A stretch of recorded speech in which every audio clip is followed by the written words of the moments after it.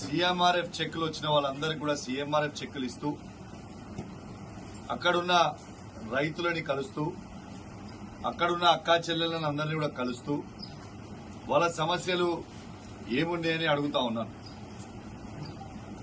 ఎట్లా సాయం చేయగలుగుతారని అడుగుతా ఉన్నాను. హుజురాబాద్ నియోజకవర్గంలో దాదాపు 106 గ్రామ పంచాయతీలున్నాయి, 60 వార్డులున్నాయి. ఏ ఊరికి వెళ్లినా ఒకటే మాట చెప్తా ఉన్నారు, రుణమాఫీ కేవలం 35 నుంచి 40% మాత్రమే అయింది, ఇంకా 60 నుంచి 60% రుణమాఫీ కాలేదు, మీరు గట్టిగా ఖచ్చితంగా అడగండి ఎమ్మెల్యే గారు అని ఇలా ఏ రైతుని కదిలించినా కూడా అడుగుతా ఉన్నారు.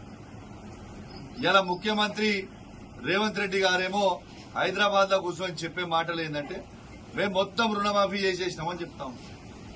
అది పూర్తి అబద్దం, పూర్తి అవాస్తవం అని చెప్పి సందర్భంగా తెలియజేస్తాం.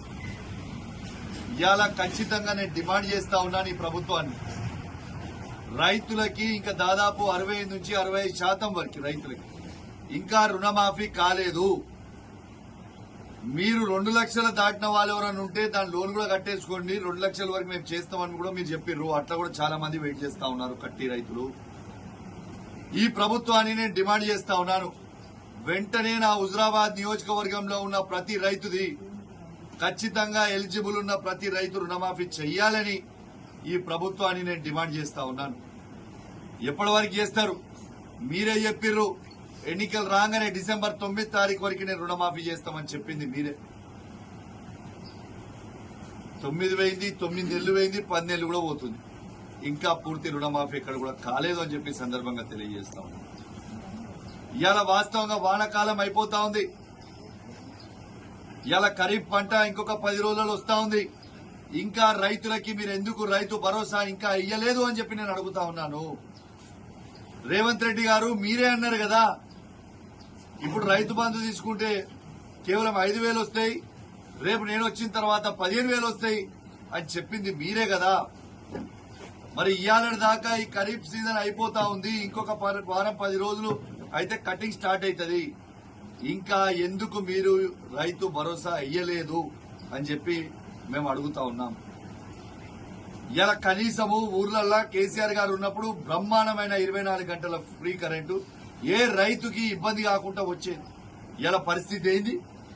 ఇలా ట్రాన్స్ఫార్మర్లు కాలిపోతాయి, లైన్లు తెగిపోతాయి, కరెంట్ ఎప్పుడు పోతుందో తెలియదు, ఎప్పుడు వస్తుందో తెలియదు, రైతులు మొత్తం ఆగమాగం అవుతా ఉన్నారు. ఇది వాస్తవమా కాదా ఒక్కసారి మీరు ఆలోచన చేయండి. ఇవాళ నేను ఒక్కటే అడుగుతా ఉన్నాను, ఇలా మీరు రైతు భరోసాతో పాటు ఇలా ప్రతి మహిళకి మీరు 2,500 రూపాయలు ఇస్తామని చెప్పి అధికారంలోకి వచ్చారు. ప్రతి మహిళకి 2,500 రూపాయలు ఎప్పుడు ఇస్తారు అని చెప్పి నేను అడుగుతా ఉన్నాను.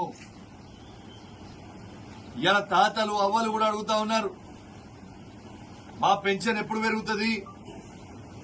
రేవంత్ రెడ్డి గారు రాగానే 4,000 రూపాయల పెన్షన్ చేస్తామన్నాడు, వికలాంగులకు 6,000 రూపాయల పెన్షన్ చేస్తామన్నాడు, ఇంకా పెన్షన్ ఇస్తలేడైందని అడుగుతా ఉన్నారు.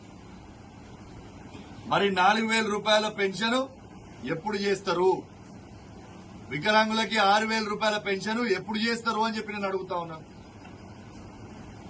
ఇలా ఊర్లలో పోతే హుజురాబాద్ హాస్పిటల్లో నా బిడ్డ డెలివరీ అయింది సార్, కానీ నాకు ఇంకా కేసీఆర్ కిట్ ఇవ్వలేదు సార్, కేసీఆర్ కిట్ ఎప్పుడు వస్తుందని చెప్పి నేను అడుగుతా ఉన్నాను. ఇలా కేసీఆర్ కిట్ ని మీరు ఎందుకు బంద్ చేసిరు జవాబు చెప్పాలి.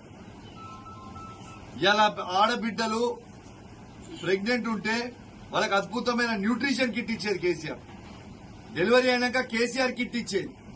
మగబిడ్డ పుడితే 12,000 ఇచ్చేది, ఆడబిడ్డ పుడితే 13,000 ఇచ్చేది. ఆ తల్లి బిడ్డలకి అంబులెన్స్ ఇచ్చి ఇంటికాడ ఫ్రీగా దింపొచ్చేది. ఎందుకు ఇవన్నీ కూడా ఇబ్బంది పెడతా ఉన్నారని నేను అడుగుతా ఉన్నాను. పర్వాలేదు.